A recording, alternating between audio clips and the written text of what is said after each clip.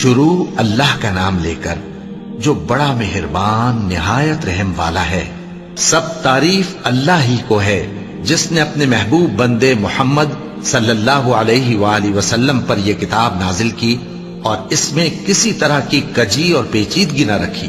بلکہ سیدھی اور سلیس اتاری تاکہ لوگوں کو عذاب سخت سے جو اس کی طرف سے آنے والا ہے ڈرائے، اور مومنوں کو جو نیک عمل کرتے ہیں خوشخبری سنائے کہ ان کے لیے ان کے کاموں کا نیک بدلہ یعنی بہشت ہے جس میں وہ ہمیشہ رہیں گے، اور ان لوگوں کو بھی ڈرائے جو کہتے ہیں کہ اللہ نے کسی کو بیٹا بنا لیا ہے۔ ان کو اس بات کا کچھ بھی علم نہیں اور نہ ان کے باپ دادا ہی کو تھا۔ یہ بڑی سخت بات ہے جو ان کے منہ سے نکلتی ہے، اور کچھ شک نہیں کہ یہ جو کچھ کہتے ہیں محض جھوٹ ہے۔ اے پیغمبر، اگر یہ اس کلام پر ایمان نہ لائیں تو شاید تم ان کے پیچھے رنج کر کر کے اپنے تئیں ہلاک کر دو گے۔ جو چیز زمین پر ہے ہم نے اس کو زمین کے لیے زینت بنایا ہے تاکہ لوگوں کی آزمائش کریں کہ ان میں کون اچھے عمل کرنے والا ہے، اور جو چیز زمین پر ہے ہم اس کو نابود کر کے بنجر میدان کر دیں گے۔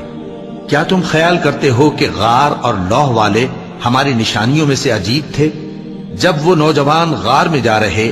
تو کہنے لگے کہ اے ہمارے پروردگار، ہم پر اپنے ہاں سے رحمت نازل فرما اور ہمارے کام میں درستی کے سامان مہیا کر۔ تو ہم نے غار میں کئی سال تک ان کے کانوں پر نیند کا پردہ ڈالے رکھا، یعنی ان کو سلائے رکھا، پھر ان کو جگہ اٹھایا تاکہ معلوم کریں کہ جتنی مدت وہ غار میں رہے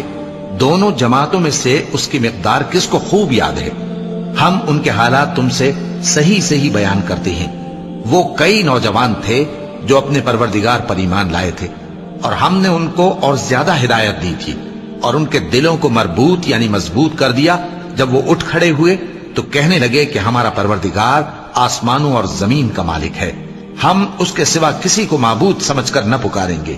اگر ایسا کیا تو اس وقت ہم نے بے عقلی کی بات کی۔ ان ہماری قوم کے لوگوں نے اس کے سوا اور معبود بنا رکھے ہیں، بھلا یہ ان کے معبود ہونے پر کوئی کھلی دلیل کیوں نہیں لاتے؟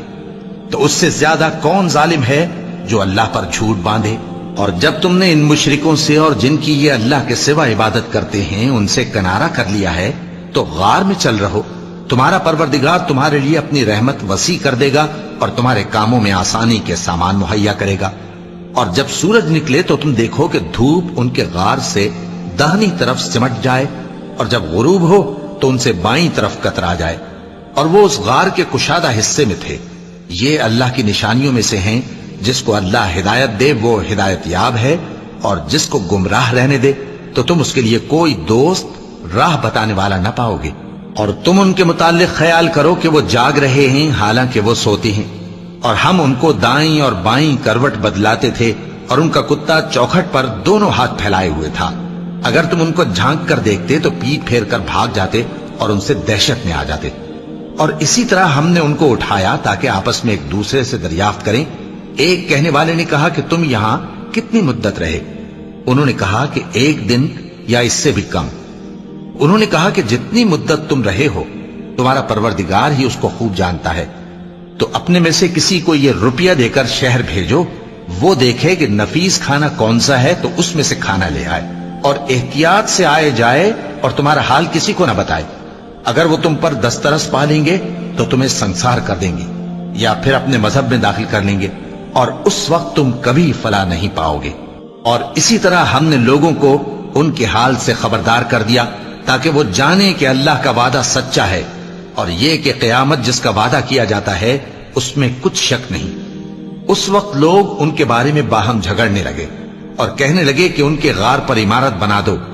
ان کا پروردگار ان کے حال سے خوب واقف ہے۔ جو لوگ ان کے معاملے میں غلبہ رکھتے تھے وہ کہنے لگے کہ ہم ان کے غار پر مسجد بنائیں گے۔ بعض لوگ اٹکل پچو کہیں گے کہ وہ 3 تھے اور چوتھا ان کا کتا تھا، اور بعض کہیں گے کہ وہ 5 تھے اور چھٹا ان کا کتا تھا، اور بعض کہیں گے کہ وہ 7 تھے اور 8واں ان کا کتا تھا۔ کہہ دو کہ میرا پروردگار ہی ان کے شمار سے خوب واقف ہے، ان کو جانتے بھی ہیں تو تھوڑے ہی لوگ جانتے ہیں۔ تو تم ان کے معاملے میں بحث نہ کرنا مگر سرسری سی بحث، اور نہ ان کے بارے میں ان میں سے کسی سے کچھ دریافت ہی کرنا، اور کسی کام کی نسبت نہ کہنا کہ میں اسے کل کر دوں گا، مگر انشاءاللہ کہہ کر، یعنی اگر اللہ چاہے تو کر دوں گا۔ اور جب اللہ کا نام لینا بھول جاؤ تو یاد آنے پر لے لو، اور کہہ دو کہ امید ہے کہ میرا پروردگار مجھے اس سے بھی زیادہ ہدایت کی باتیں بتائے۔ اور اصحاب کہف اپنے غار میں 9 پر 300 سال رہے۔ کہہ دو کہ جتنی مدت وہ رہے اسے اللہ ہی خوب جانتا ہے، اسی کو آسمانوں اور زمین کی پوشیدہ باتیں معلوم ہیں، وہ کیا خوب دیکھنے والا اور کیا خوب سننے والا ہے۔ اس کے سوا ان کا کوئی کارساز نہیں، اور نہ وہ اپنے حکم میں کسی کو شریک کرتا ہے۔ اور اپنے پروردگار کی کتاب کو جو تمہارے پاس بھیجی جاتی ہے پڑھتے رہا کرو، اس کی باتوں کو کوئی بدلنے والا نہیں، اور اس کے سوا تم کہیں پناہ بھی نہیں پاؤ گے۔ اور جو لوگ صبح و شام اپنے پروردگار کو پکارتے اور اس کی خوشنودی کے طالب ہیں، ان کے ساتھ صبر کرتے رہو، اور تمہاری نگاہیں ان میں سے گزر کر اور طرف نہ دوڑیں کہ تم دنیاوی زندگی کی رونقوں کے خواستگار ہو جاؤ۔ اور جس شخص کے دل کو ہم نے اپنی یاد سے غافل کر دیا ہے اور وہ اپنی خواہش کی پیروی کرتا ہے اور اس کا کام حد سے بڑھ گیا ہے، اس کا کہا نہ ماننا۔ اور کہہ دو کہ لوگو یہ قرآن تمہارے پروردگار کی طرف سے برحق ہے، تو جو چاہے ایمان لائے اور جو چاہے کافر رہے۔ ہم نے ظالموں کے لیے دوزخ کی آگ تیار کر رکھی ہے جس کی قناتیں ان کو گھیر رہی ہوں گی، اور اگر فریاد کریں گے تو ایسے کھولتے ہوئے پانی سے ان کی داد رسی کی جائے گی جو پگھلے ہوئے تانبے کی طرح گرم ہوگا اور جو ان کے چہروں کو بھون ڈالے گا۔ ان کے پینے کا پانی بھی برا اور آرام گاہ بھی بری۔ اور جو ایمان لائے اور کام بھی نیک کرتے رہے تو ہم نیک کام کرنے والوں کا اجر ضائع نہیں کرتے۔ ایسے لوگوں کے لیے ہمیشہ رہنے کے باغ ہیں جن میں ان کے محلوں کے نیچے نہریں بہ رہی ہیں، ان کو وہاں سونے کے کنگن پہنائے جائیں گے، اور وہ باریک دیبا اور اطلس کے سبز کپڑے پہنا کریں گے، اور تختوں پر تکیے لگا کر بیٹھا کریں گے۔ کیا خوب بدلہ اور کیا خوب آرام گاہ ہے۔ اور ان سے 2 شخصوں کا حال بیان کرو جن میں سے ایک کو ہم نے انگور کے 2 باغ عنایت کیے تھے اور ان کے گردا گرد کھجوروں کے درخت لگا دیے تھے اور ان کے درمیان کھیتی پیدا کر دی تھی۔ دونوں باغ کثرت سے پھل لاتے اور اس کی پیداوار میں کسی طرح کی کمی نہ ہوتی، اور دونوں میں ہم نے ایک نہر بھی جاری کر رکھی تھی، اور اس طرح اس شخص کو ان کی پیداوار ملتی رہتی تھی۔ تو ایک دن جبکہ وہ اپنے دوست سے باتیں کر رہا تھا، کہنے لگا کہ میں تم سے مال و دولت میں بھی زیادہ ہوں اور جتھے اور جماعت کے لحاظ سے بھی زیادہ عزت والا ہوں، اور ایسی شیخیوں سے اپنے حق میں ظلم کرتا ہوا اپنے باغ میں داخل ہوا۔ کہنے لگا کہ میں نہیں خیال کرتا کہ یہ باغ کبھی تباہ ہو، اور نہ خیال کرتا ہوں کہ قیامت برپا ہو، اور اگر میں اپنے پروردگار کی طرف لوٹایا بھی جاؤں تو وہاں ضرور اس سے اچھی جگہ پاؤں گا۔ تو اس کا دوست جو اس سے گفتگو کر رہا تھا کہنے لگا کہ کیا تم اس ذات سے کفر کرتے ہو جس نے تم کو مٹی سے پیدا کیا، پھر نطفے سے، پھر تمہیں پورا آدمی بنایا؟ مگر میں تو یہ کہتا ہوں کہ اللہ ہی میرا پروردگار ہے، اور میں اپنے پروردگار کے ساتھ کسی کو شریک نہیں کرتا۔ اور جب تم اپنے باغ میں داخل ہوئے تو تم نے ماشاء اللہ لا قوت الا باللہ کیوں نہ کہا؟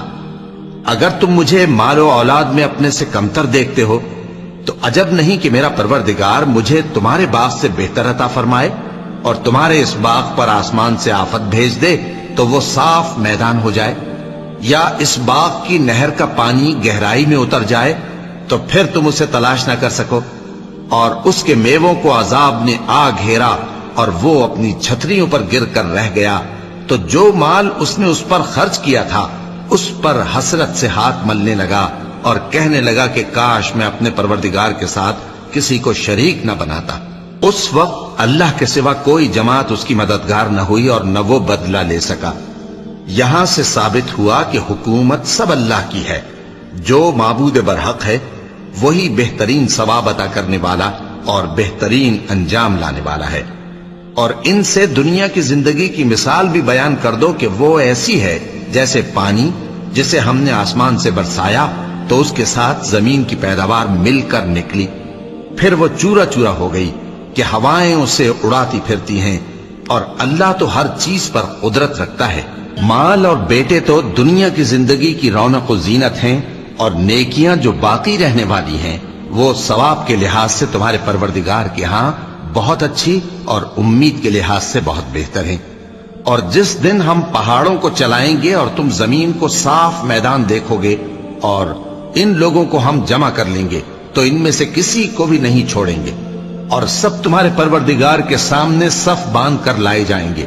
تو ہم ان سے کہیں گے کہ جس طرح ہم نے تم کو پہلی بار پیدا کیا تھا اسی طرح آج تم ہمارے سامنے آئے، لیکن تم نے تو یہ خیال کر رکھا تھا کہ ہم نے تمہارے لیے قیامت کا کوئی وقت مقرر ہی نہیں کیا، اور اعمال کی کتاب کھول کر رکھی جائے گی تو تم گناہگاروں کو دیکھو گے کہ جو کچھ اس میں لکھا ہوگا اس سے ڈر رہے ہوں گے، اور کہیں گے ہائے شامت،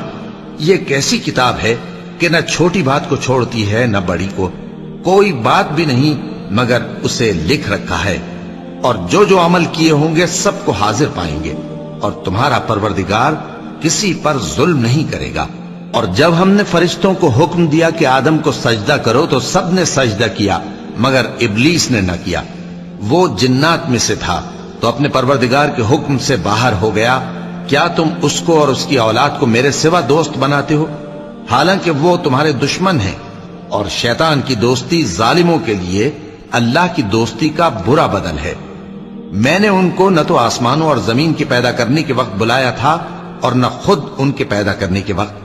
اور میں ایسا نہ تھا کہ گمراہ کرنے والوں کو مددگار بناتا۔ اور جس دن اللہ فرمائے گا کہ اب میرے شریکوں کو جن کی نسبت تم معبود ہونے کا گمان رکھتے تھے بلاؤ، تو وہ ان کو بلائیں گے مگر وہ ان کو کچھ جواب نہ دیں گے، اور ہم ان کے درمیان ہلاکت کی ایک جگہ بنا دیں گے، اور گناہگار لوگ دوزخ کو دیکھیں گے تو یقین کر لیں گے کہ وہ اس میں پڑنے والے ہیں،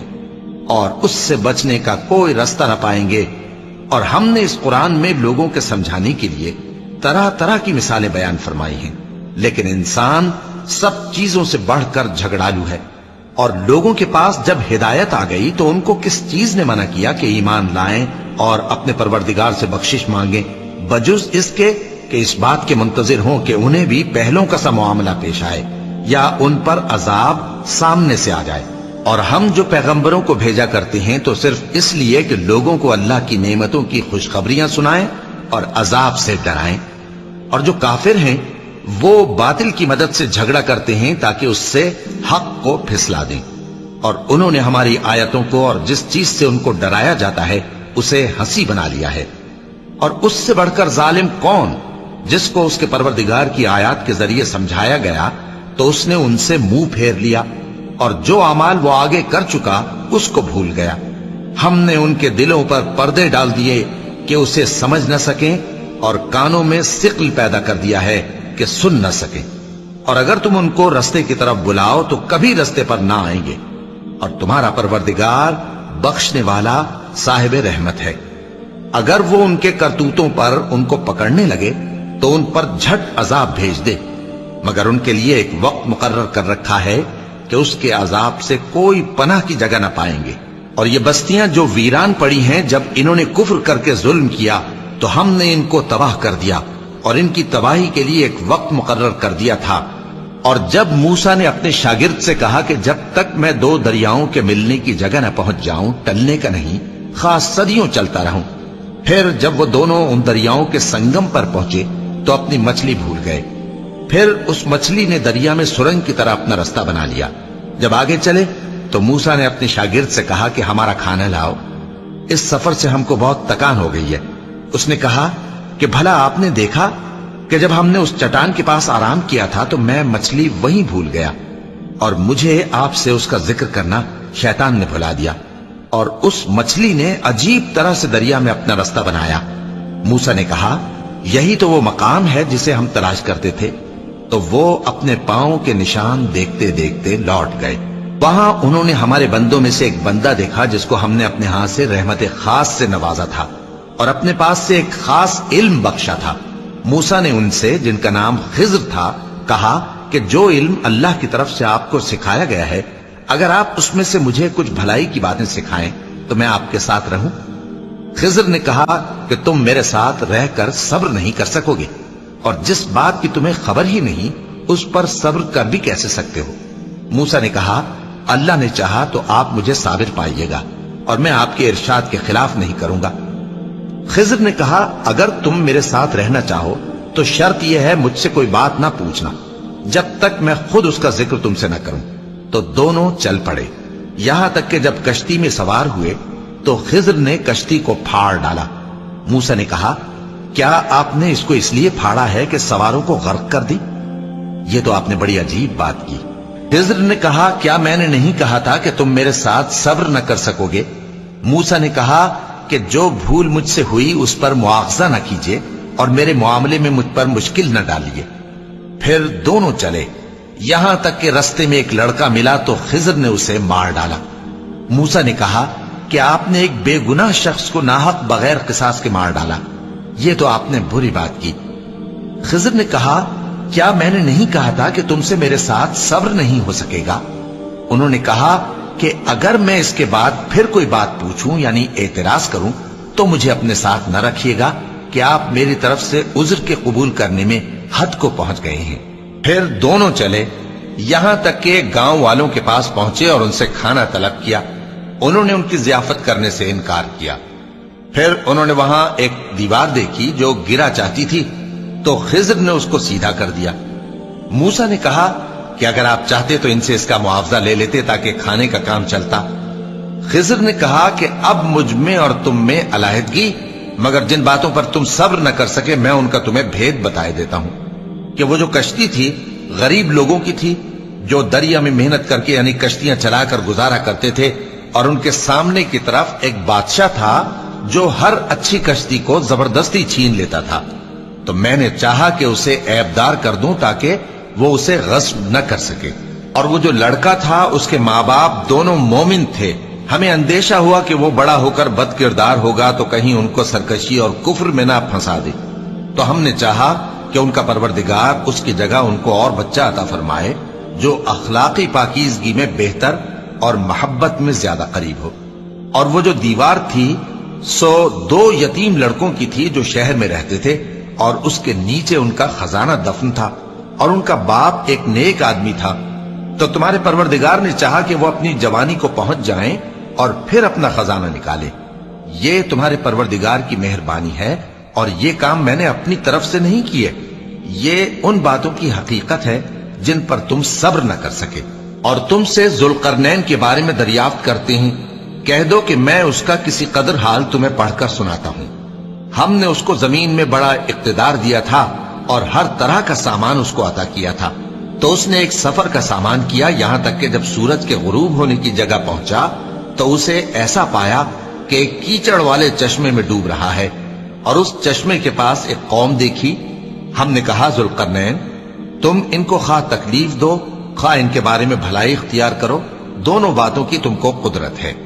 ذوالقرنین نے کہا کہ جو کفر و بد کرداری سے ظلم کرے گا اسے ہم سزا دیں گے، پھر وہ اپنے پروردگار کی طرف لوٹایا جائے گا تو وہ بھی اسے بڑا عذاب دے گا، اور جو ایمان لائے گا اور عمل نیک کرے گا اس کے لیے بہت اچھا بدلہ ہے، اور ہم اپنے معاملے میں اس سے نرم بات کہیں گے۔ پھر اس نے ایک اور سامان سفر کیا، یہاں تک کہ سورج کے طلوع ہونے کے مقام پر پہنچا تو دیکھا کہ وہ ایسے لوگوں پر طلوع ہوتا ہے جن کے لیے ہم نے دھوپ سے بچاؤ کی کوئی اوٹ نہیں بنائی تھی۔ حقیقت یوں ہی تھی، اور جو کچھ اس کے پاس تھا ہم کو سب کی خبر تھی۔ پھر اس نے ایک اور سفر کا سامان کیا، یہاں تک کہ 2 اونچے سیدھے پہاڑوں کے درمیان پہنچا تو دیکھا کہ ان کے اس طرف کچھ لوگ ہیں کہ بات کو سمجھ نہیں سکتے۔ ان لوگوں نے کہا کہ اے ذوالقرنین، یاجوج اور ماجوج اس علاقے میں فساد کرتے رہتے ہیں، بھلا ہم آپ کے لیے خرچ کا انتظام کر دیں کہ آپ ہمارے اور ان کے درمیان ایک دیوار کھینچ دیں۔ ذوالقرنین نے کہا کہ خرچ کا جو مقدور اللہ نے مجھے بخشا ہے وہ بہت اچھا ہے، تم مجھے قوت بازو سے مدد دو، میں تمہارے اور ان کے درمیان ایک مضبوط رکاوٹ بنا دوں گا۔ تم لوہے کے بڑے بڑے تختے میرے پاس لاؤ۔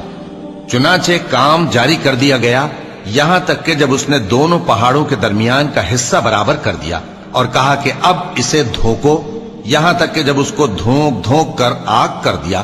تو کہا کہ اب میرے پاس تانبا لاؤ کہ اس پر پگھلا کر ڈال دوں۔ پھر ان میں یہ قدرت نہ رہی کہ اس پر چڑھ سکیں، اور نہ یہ طاقت رہی کہ اس میں نقب لگا سکیں۔ بولا کہ یہ میرے پروردگار کی مہربانی ہے، پھر جب میرے پروردگار کا وعدہ آ پہنچے گا تو اس کو ڈھا کر ہموار کر دے گا، اور میرے پروردگار کا وعدہ سچا ہے۔ اس روز ہم ان کو چھوڑ دیں گے کہ روئے زمین پر پھیل کر ایک دوسرے میں گھس جائیں گے، اور سور پھونکا جائے گا تو ہم سب کو جمع کر لیں گے، اور اس روز ہم جہنم کو کافروں کے سامنے لائیں گے۔ جن کی آنکھیں میری یاد سے پردے میں تھیں اور وہ سننے کی طاقت نہیں رکھتے تھے۔